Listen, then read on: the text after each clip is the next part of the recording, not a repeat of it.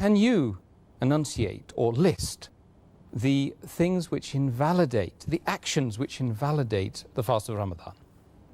Alhamdulillah, wassalatu wassalam ala rasulillah wa ala alihi wa sahbihi ajmain, amma ba'd.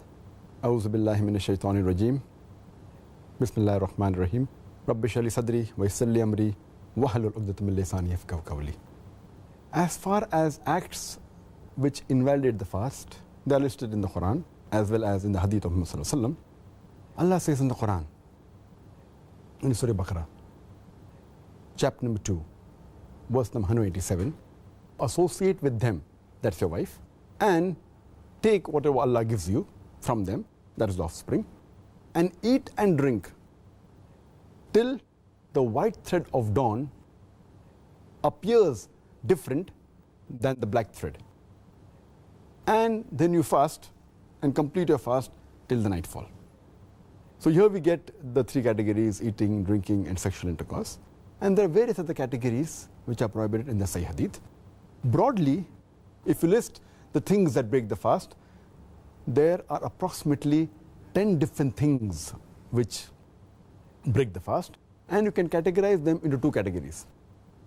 The first category is that which breaks the fast when we take it inside the body. In them, there are four things. The first is eating and drinking. Second is anything that falls in the same category as eating or drinking.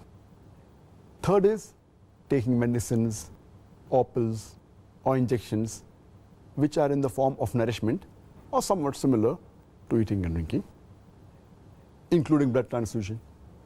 The fourth is somewhat similar to kidney dialysis, where the blood is taken out, it's purified, and some nutrients are put into it and put back.